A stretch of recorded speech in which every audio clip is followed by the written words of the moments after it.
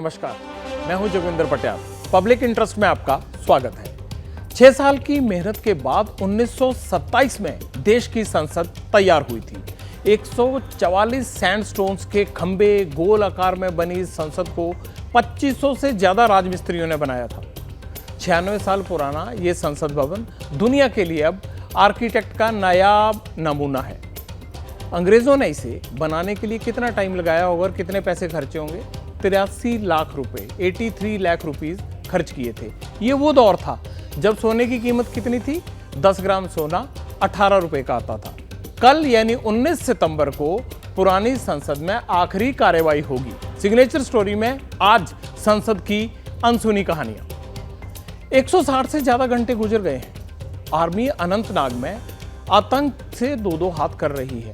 घाटी में अब सीआरपीएफ के कोबरा कमांडोज को भी उतारा जा सकता है। ऑपरेशन अनंतनाग कब खत्म होगा? फैक्ट फाइंडिंग में इसकी पड़ताल। 1 साल पहले जब मध्य प्रदेश में कूनो नेशनल पार्क में 20 चीते आए थे, 1 साल में 9 मर गए। सवाल उठे, बवाल भी हुआ। अब चीता प्रोजेक्ट पार्ट 2 शुरू होने वाला है। देश में किस मुल्क से नए चीते आएंगे और क्यों प्रोजेक्ट का विरोध हो रहा है, भूलने नहीं देंगे। मैं इसका सच जानेंगे। कुछ इतिहास रचते हैं, कुछ इतिहास बन जाते हैं। एक गरीब परिवार का बेटा कैसे क्रिकेट की दुनिया का सरताज बना और क्यों पाकिस्तान के घर घर में हो रही है भारत के तेज गेंदबाज मोहम्मद सिराज की चर्चा। सोशल प्लेटफॉर्म में सिराज का साधारण अतीत बताएंगे।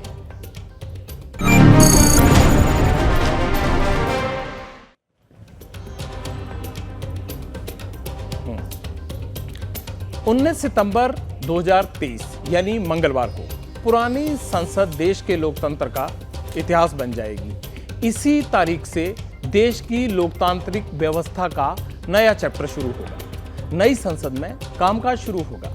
पुरानी संसद 77 साल की गवाह रही।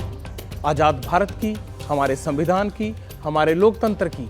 इस इमारत से देश की बहुत सी यादें जुड़ी हैं और कई किस्से हैं। ये किस्से, कहानियां और असलियत आप में से बहुत सारे लोग नहीं जानते होंगे। आज आपको ये सब इसलिए बताएंगे ताकि लोकतंत्र के इस मंदिर की हर गाथा से आप रूबरू हो जाएं। ये सदन से विदाई लेना एक बहुत ही भावुक पल है। परिवार भी अगर पुराना घर छोड़कर के नए घर जाता है तो बहुत सारी यादें कुछ पल के लिए उसको झकझोर देती है। और हम जब ये सदन को छोड़ के जा रहे हैं तो हमारा मन मस्तिष्क भी उन भावनाओं से भरा हुआ है। ये इमारत अब जीता जागता इतिहास होगी। इसी के ठीक सामने देश की नई संसद तैयार है, जहां से भारत की संसदीय व्यवस्था की नई शुरुआत होगी। और इस इमारत को अब पुरानी संसद के नाम से पहचाना जाएगा, जो दुनिया में सबसे बड़े लोकतंत्र की गवाह होगी। 77 साल पहले इसी इमारत में न सिर्फ आजाद भारत की बल्कि दुनिया के सबसे बड़े लोकतंत्र की नींव रखी गई थी। हम भले नए भवन में जाएंगे, लेकिन पुराना भवन भी, ये भवन भी आने वाली पीढ़ियों को हमेशा हमेशा प्रेरणा देता रहेगा।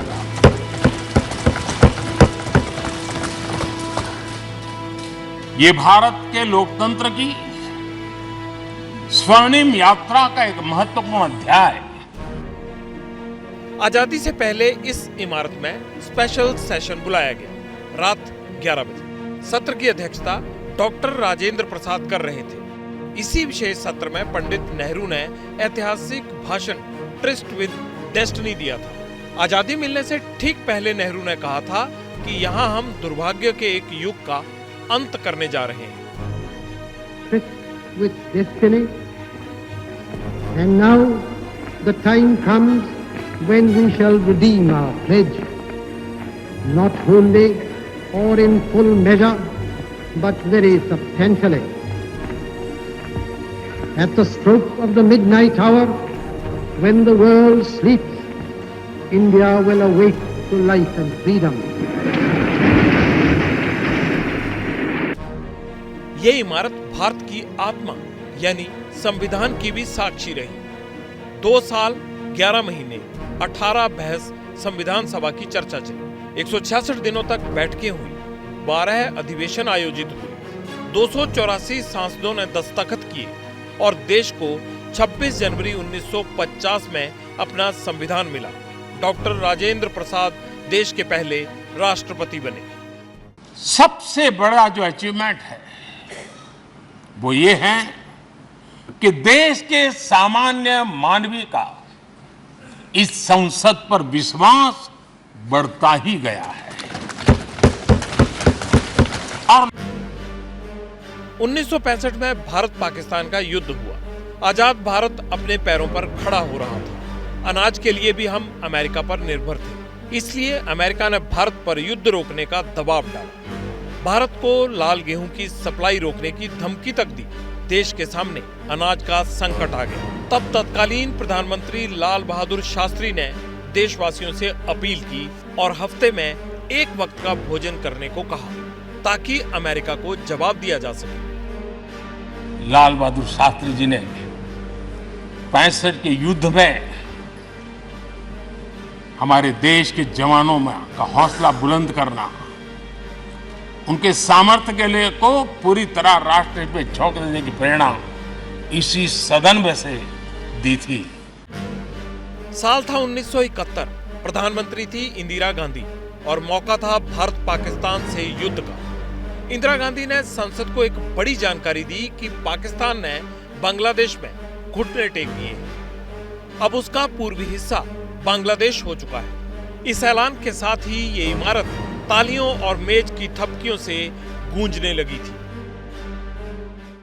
All the world admires a deed well done, and I think, with all modesty, we can say that we have done this action well. I would like to say a very special word of greeting to our guest, His Excellency, the Ambassador of Bangladesh.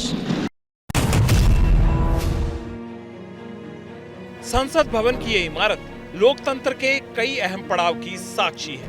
1971 में इस भवन ने इंदिरा की leadership देखी और 4 साल बाद 1975 में इंदिरा गांधी ने ही संसद से देश पर इमरजेंसी लगाई थी और लोकतंत्र को उसके इतिहास की सबसे बड़ी चोट पहुंची थी।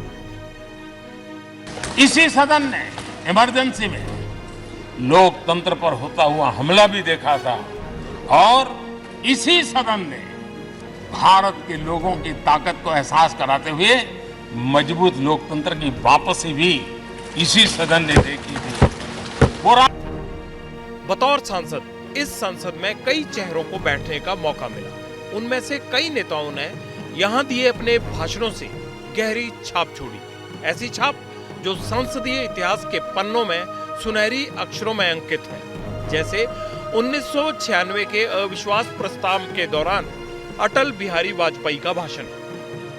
पार्टी तोड़कर सत्ता के लिए नया गठबंधन करके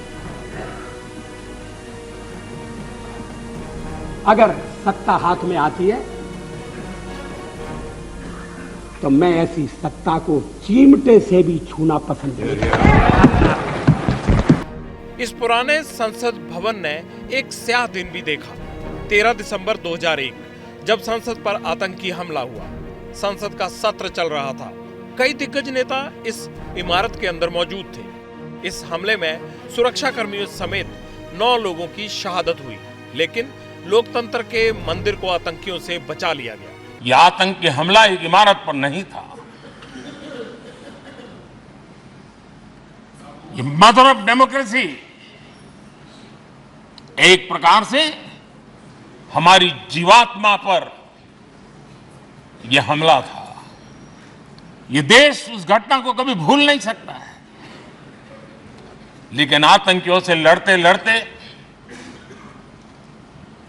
सदन को बचाने के लिए और हर सदस्य को बचाने के लिए जिन्होंने अपने सीने पर गोलियां झेली, आज मैं उनको भी नमन करता हूं। संसद भवन की इस इमारत ने 41 विदेशी नेताओं और राष्ट्रीय अध्यक्षों की मेजबानी भी की। इनमें भारत के पड़ोसी भी रहे, मित्र भी रहे और महाशक्तियां भी। इस इमारत को आजादी से पहले कौंसिल हाउस के नाम से जाना जाता था। आजादी के बाद ये देश की संसद बनाई गई, जिसने 7 दशक से ज्यादा वक्त देखा है।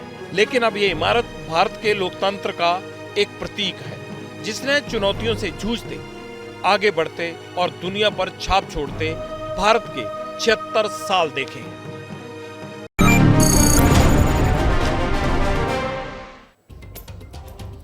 नया संसद भवन मिल रहा है, ये तो आपको भी पता लग गया, लेकिन आपके मन में भी सवाल वही होगा जो नई बिल्डिंग को देखते ही आता है कि अब पुराने का क्या होगा, वहां क्या चलेगा। तो सुनिए, संसद से जुड़े कुछ काम पुराने भवन में होते रहेंगे, उसका यूटिलाइज करेंगे उसको। ये इमारत देश की धरोहर है, इसलिए एक हिस्से को म्यूजियम के रूप में तब्दील किया जाएगा, ताकि कोई भी आजाद भारत के इतिहास को समेटे इस शानदार इमारत को देख सके।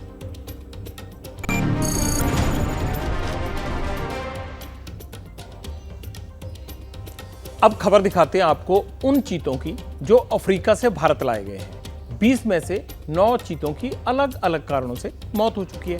फिर भी भारत सरकार इस प्रोजेक्ट को ना सिर्फ कामयाब बता रही है, बल्कि इसके विस्तार के लिए भी तैयारी शुरू हो गई है। भारत सरकार विदेशी चीतों की एक और दुनिया बसाने जा रही है, और वो भी मध्य प्रदेश में ही। इस बार इनका ठिकाना कहाँ होगा? कूनो नहीं होगा इनका ठिकाना। इनके लिए नई जगह मुकर्रर की गई है, Gandhi Sagar wild life sanctuary.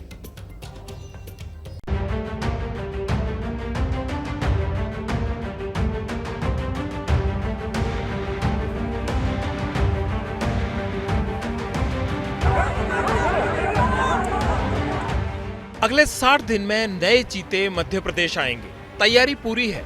Gandhi Sagar में चीता प्रोजेक्ट भी एक्टिव हो गया है, लेकिन जितनी तेजी से काम हो रहा है, उतनी तेजी से विरोध के अंगारे भी धधक रहे हैं। गांधी सागर के रावलकुंडी गांव के लोग सड़कों पर हैं। हंगामा हो रहा है। हंगामा 4 सितंबर को भी हुआ था, तब बीजेपी की जन आशीर्वाद यात्रा जब गांव से गुजरी थी। खूब पत्थर चले थे। अब फिर हंगामा हो रहा है, लेकिन क्यों? चीता प्रोजेक्ट के नाम पर भारतीय जनता पार्टी की दोगली नीति है। उसके अंतर्गत वो जो है गौ हत्या करवाना चाहती है। इस बात का दुख है। वहाँ लगभग 22,000 गाय हैं, उनके जीवन पर आसन संकट पैदा हो गया। जो सिर्फ गोचर के लिए स्पेशल थे, वहाँ सिर्फ गो चराई के लिए था, वो कंपाउंडमेंट भी हमसे छीन लिए। गंगा सागर में चीतों के लिए नए घर तैयार किए जा रहे हैं, क्योंकि कूनो नेशनल पार्क में 20 चीतों को ही रखने की क्षमता है। मौजूदा वक्त में यहाँ 14 वयस्क और 1 मादा शावक मौजूद है। भारतीय दल भी साउथ अफ्रीका जा रहा है उच्च स्तरीय, वहाँ पर और चीतों के आने की कब उसकी डेट्स वगैरह शिफ्ट की जाएंगी। और बाकी गांधी सागर का क्षेत्र है, उसमें भी लगभग हमारी तैयारियां पूर्ण है। नवंबर के लास्ट तक हमारी तैयारियां पूरी हो जाएंगी, और उसके बाद किस प्रकार से बाहर के चीतों को हम लाने के टाइम टेबल फिक्स होगा, उसके हिसाब से वहाँ भी लाए जाएंगे। ये सतत प्रक्रिया है, चलती रहेगी। ऐसा नहीं है कि लास्ट है, ये तो पहला कदम है। चीतों की मौत से कूनो नेशनल पार्क साल भर बदनाम रहा। एक साल में कूनो ने क्या खोया, क्या पाया, कहां चूक हुई, कैसे चीते मरे और आगे कैसे बचेंगे, नया प्रोजेक्ट कैसे कामयाब होगा? हमारे सामने जो बड़ी समस्या रहेंगी, उसमें नंबर 1 समस्या रहेगी चीते से चीते की इनफाइटिंग की, जिसके लिए फॉरेस्ट ऑफिसर्स को तैयार रहना चाहिए। चीते की फाइटिंग पैंथर से, वो एक समस्या रहेगी। और तीसरी पोचिंग की एक समस्या रहेगी। ये तीनों समस्याओं से यदि निराकरण कर दिया जाता है तो ये एक बहुत ही सफल प्रोजेक्ट होगा। चैलेंज बड़े हैं नए चीतों की राह में। उधर कूनो नेशनल पार्क में जश्न है। जश्न 1 साल की कामयाबी का, जिसमें चीता मित्रों और पार्क के कर्मचारियों को सम्मानित किया गया। प्रोजेक्ट चीता ने साल भर में बेहद उतार चढ़ाव देखे हैं। रीलोकेशन के इस महत्वाकांक्षी प्रोजेक्ट में ऐसे उतार चढ़ाव आते हैं, ऐसे जानकारों का मानना है। सरकार को उम्मीद है कि ये प्रोजेक्ट आने वाले दिनों में बेहद सफल होगा और जल्दी ही मध्य प्रदेश को चीतों का एक और नया डेस्टिनेशन मिलेगा। Brajesh Rajput, ABP news, Bhopal. दिल्ली से 2 महीने पहले ही राष्ट्रीय बाघ संरक्षण प्राधिकरण की एक टीम कूनो के नेशनल पार्क गई थी। चीतों की मौत को लेकर टीम ने जो रिपोर्ट तैयार की है, उसकी एक्सक्लूसिव रिपोर्ट एबीपी न्यूज के संवाददाता ब्रजेश राजपूत के पास है। रिपोर्ट में कई चौंकाने वाले खुलासे हुए हैं। क्या खुलासे हुए हैं? चीतों को बेहोश करने के लिए एक्सपायरी डेट के इंजेक्शन दिए गए। पार्क में दवाओं को रखने के लिए फ्रिज तक नहीं था, जिससे इंजेक्शंस का असर घटा। कूनो पार्क में 6 चीतों की मौत लापरवाही की वजह से हुई। ये सब कुछ रिपोर्ट में बताया गया है। 3 चीतों की मौत रेडियो कॉलर की वजह से हुई क्योंकि उनको इन्फेक्शन हो गया। ये खबर हमने आपको दिखाई हुई थी पहले। कूनो जो पार्क है जहां रखा गया था, वहां पर ट्रेंड कर्मचारियों और उपकरणों की कमी का जिक्र भी एक्सपर्ट्स की रिपोर्ट में है। होता क्या है कि जब सांप गुजर जाता है तो लकीर पीटने वाला काम होता है। इस मसले में भी मुझे लगता है कि वही हुआ। चीतों की मौत को लेकर केंद्र की टीम पड़ताल करने पहुंची, वजह भी बताई। मौत के सिलसिले को रोकने के लिए उस टीम ने सुझाव भी दिए। वो सुझाव क्या दिए हैं, अब उन पे गौर करिए आप। टीम क्या कहती है? टीम कहती है चीतों के खान पान की मॉनिटरिंग का खास ख्याल रखा जाए। आगे से चीतों की हरकतों पर सीसीटीवी से निगरानी की जाए, नजर रखी जाए। प्रशिक्षित कर्मचारी रखे जाएं। चीता मित्रों की, जो उनके सहयोगी हैं, गार्ड टाइप जो होते हैं, उनकी संख्या बढ़ाई जाए। क्या चीतों को बचाया जा सकता था? ये सारी खबर देखने के बाद मेरे मन में भी यही सवाल है, आपके भी यही होगा। क्या इन विदेशी मेहमानों को जितनी धूमधाम से लाया गया, उतनी शिद्दत से क्या इनका ध्यान नहीं रखा गया? ये सवाल बनते थे और हमने एक्सपर्ट से पूछे भी। तो भविष्य उज्ज्वल है, लेकिन जो त्रुटियां और जो लापरवाही हो रही है उनको यदि हम दूर कर सकते हैं तो इन चीतों को हम यहाँ पे भारतीय सब कॉन्टिनेंट में सेटल कर सकते हैं। मुश्किल नहीं है, लेकिन चीता प्रबंधन के लिए जवाबदेही तय हो अधिकारियों की। यदि कोई कमी हो जाती है, उनका प्रे बेस बहुत अच्छा होना चाहिए। शाकाहारी जीवों की उपस्थिति कि हम 50% डेथ को टच करके हम सक्सेस मान रहे हैं तो ये गलत है, क्योंकि मैक्सिमम जो डेथ हुई है वो वहाँ के कूनो के नेशनल पार्क के प्रबंधन की लापरवाही है। बड़ा एंक्लोजर बना के और उसमें चीते को रखना, ये मुझे लगता है कि आसपास की जो जमीनें हैं उनका रेट बढ़ाने के लिए है। और ये कहीं ना कहीं सुप्रीम कोर्ट की जो टाइगर के बारे में जो मंशा थी कि वाइल्ड एनिमल्स को फ्री रखना, उसके विपरीत जा रहा है। इसका विरोध होगा। सही बात है, विरोध होगा। एक और बात करनी है आपसे।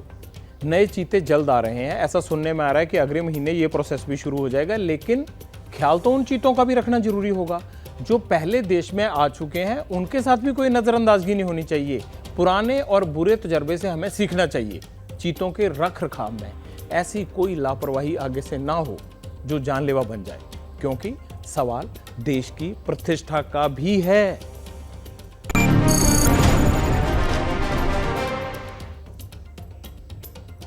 चीतों के बाद एक बड़ी शानदार खबर की तरफ लेके चलना है आपको, और वो है चूहों की खबर। एक चूहे को पकड़ने के लिए कितने रुपए खर्च कर सकते हैं आप? 50, 100, 200 या इससे ज्यादा?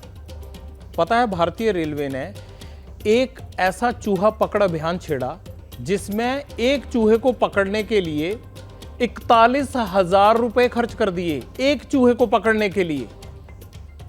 और टोटल अगर 3 साल में उसका अंदाजा लगाएं तो 69 लाख रुपए चूहों पे उनको पकड़ने के लिए उनकी धरपकड़ में उड़ा दिए। अब रेलवे क्या कह रहा है कि ऐसा नहीं हुआ है। ऐसा नहीं हुआ है तो क्या था, क्या नहीं था, आपको ये खबर देखने के बाद समझ आ जाएगा। लेकिन इतना जरूर है कि 69 लाख उन चूहों को पकड़ने के लिए खर्चे गए जो पटरियों पर उद्यम मचाते थे। इसने रेलवे विभाग को लाइमलाइट में ला दिया है।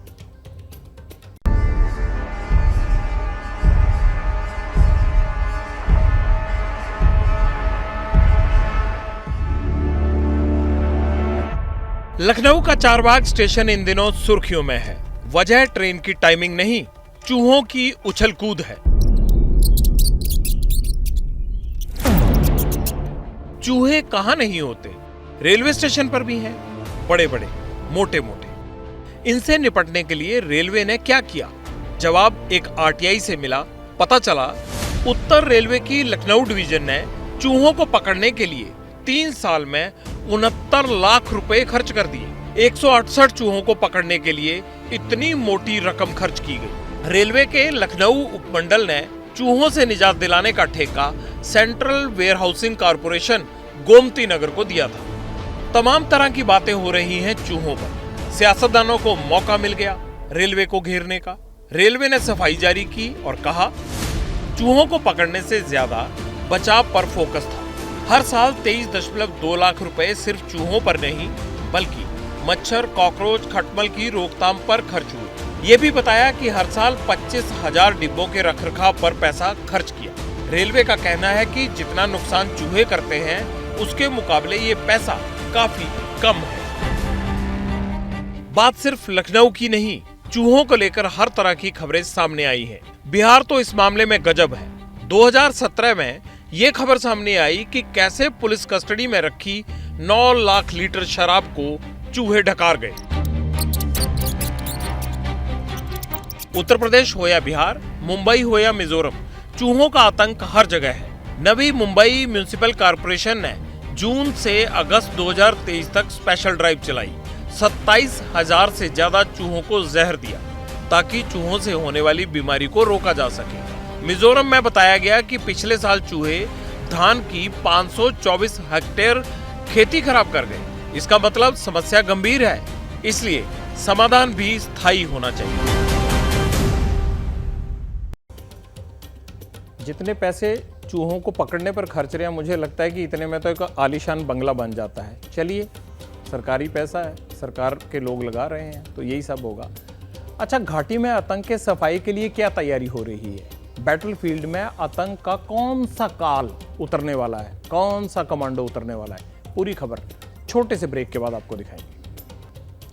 ब्रेक के बाद एक बहुत बड़ी खबर आ रही है। केंद्रीय कैबिनेट ने एक मंजूरी दे दी है। किस चीज को मंजूरी दे दी है? मंजूरी दी है महिला आरक्षण बिल को, और इसमें यह तय किया गया है कि 33% आरक्षण मिलेगा महिलाओं को। और सूत्रों के हवाले से यह जानकारी दी जा रही है क्योंकि केंद्रीय कैबिनेट की आज मीटिंग थी और माना जा रहा था कि लोकसभा और जो 3 राज्यों के चुनाव आ रहे हैं उनके मद्देनजर कोई बड़ा फैसला हो सकता है। तो फैसला ये हुआ है कि केंद्रीय कैबिनेट ने महिला आरक्षण बिल को मंजूरी दे दी है। और इस मंजूरी के तहत क्या होगा?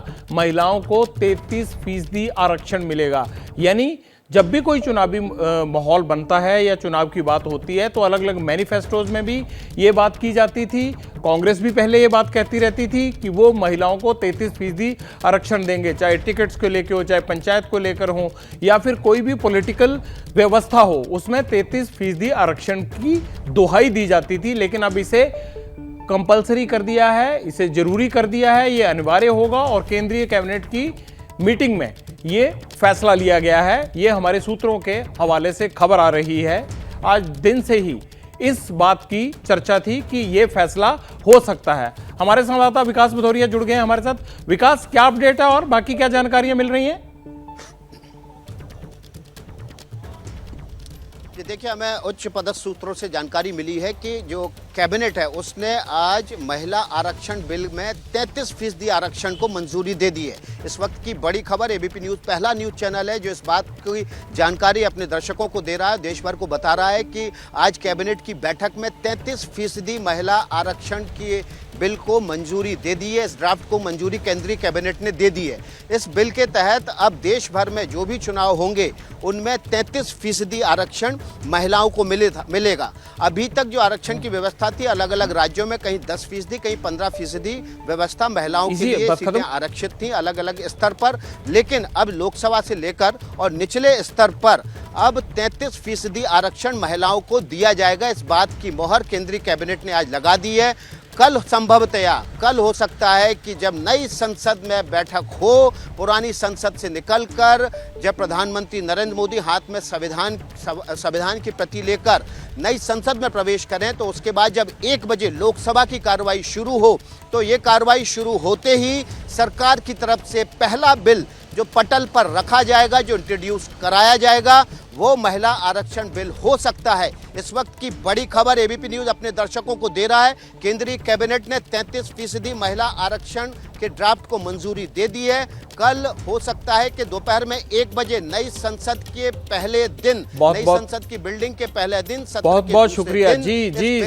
बिल्कुल, आप विकास बाकी जानकारियां भी लीजिए और कल और क्या क्या होने वाला है इस बारे में भी अपडेट आपसे लेते रहेंगे। लेकिन फिलहाल आगे बढ़ते हैं। बहुत बहुत शुक्रिया आपका। अनंतनाग में 6 दिन से आतंकी बिल में छिपे हुए हैं। 3 अफसरों को शहीद करने वालों को ढूंढने के लिए सिक्योरिटी फोर्सेस का ऑपरेशन चल रहा है। थोड़ी देर पहले आर्मी ने कहा 7वें दिन भी ये ऑपरेशन जारी रह सकता है। सवाल है, दहशतगर्दों के सफाई में इतना वक्त क्यों लग रहा है? क्या चुनौतियां हैं? वो कौन सी दुश्वारियां हैं जो सिक्योरिटी फोर्सेस के ऑपरेशन को लंबा कर रही हैं?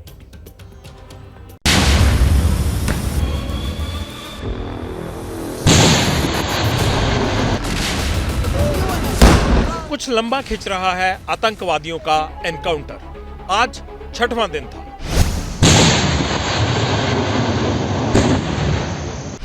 लग रहा था अनंतनाग में सुरक्षा दल पर हमला करने वालों से हिसाब जल्द ही कर लिया जाएगा। सेना के अफसर अभी भी कह रहे हैं ऑपरेशन अंतिम पड़ाव में है। रुक रुक के बीच में फायरिंग की आवाजें भी आ रही हैं, धमाकों की आवाजें भी आ रही हैं, और जिससे ये साफ लग रहा है कि अभी जो सर्च ऑपरेशन है वो और कड़ा कर दिया गया है। मेरे पीछे ये वही पहाड़ियां हैं जहां पर बुधवार सुबह ये मुठभेड़ शुरू हुई थी, जिसमें इनिशियल फायरिंग में ही जम्मू कश्मीर पुलिस और सेना के 3 अफसर और एक जवान जो है उनकी मृत्यु हो गई थी, जबकि 6 अन्य जवान जो हैं पिछले 3 दिनों में घायल हुए हैं, जिनका उपचार श्रीनगर स्थित 92 बेस हॉस्पिटल में चल रहा है। दरअसल आर्मी को एक जला हुआ शव मिला है। कपड़ों के पैटर्न और दूसरे सबूत इशारा करते हैं कि ये आतंकी की डेड बॉडी हो सकती है। हो सकता है ये उजैर खान की लाश हो। उसकी शनाख्त के लिए कहा जा रहा है कि उसके परिवार के सदस्यों का डीएनए सैंपल लिया जा सकता है। उजैर को हमलावर आतंकियों के गिरोह में शामिल बताया जा रहा है। और मैं आश्वस्त करना चाहता हूं कि जवानों के लहू के एक कतरे का हिसाब पूरी तरह सबूत समेत लिया जाएगा। आतंकी किसी संगठन के उनके सरपरस्तों को बड़ी कीमत चुकानी है। हिसाब जरूर होगा, लेकिन अभी दिक्कत कहां है? देर क्यों हो रही है? ऑपरेशन लंबा क्यों खिंच रहा है? विशेषज्ञों के मुताबिक मौसम, स्थानीय भौगोलिक स्थिति और अनिश्चित भूभाग के चलते एनकाउंटर लंबा खिंच रहा है। चढ़ाई मुश्किल है, एक तरफ घना जंगल तो दूसरी तरफ गहरी खाई है। लगातार हो रही बारिश से रास्ते पर फिसलन है, विजिबिलिटी कम है। इसके चलते ड्रोन भी सटीक जानकारी नहीं जुटा पा रहा।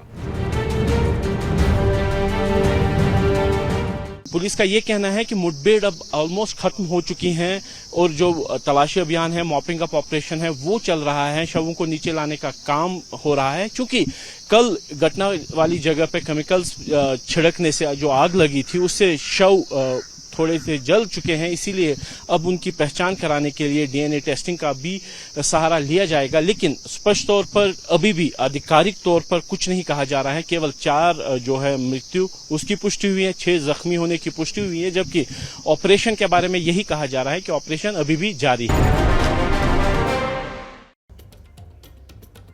भारत में हुनर की कोई कमी नहीं है। एक से एक चित्रकार हुए हैं। इन कलाकारों ने कई बार अपने हुनर का लोहा भी मनवाया है। उन्हीं में से एक नाम है अमृता शेरगिल, जिनकी एक पेंटिंग नीलामी के दौरान धमाल मचा गई। पता है कितने की बिकी है? अमृता शेरगिल की मशहूर पेंटिंग द स्टोरी टेलर ने रिकॉर्ड बना दिया। 61 करोड़ 80 लाख रुपए में उसकी बोली लगी है। 1941 में अमृता शेरगिल का निधन हो गया था, लेकिन 82 साल बाद भी अमृता शेरगिल की कला का जादू सिर चढ़कर बोल रहा है। इससे पहले ये रिकॉर्ड चित्रकार SH राजा के नाम पर था, जिनकी पेंटिंग 51 करोड़ 7 लाख रुपए में बिकी थी।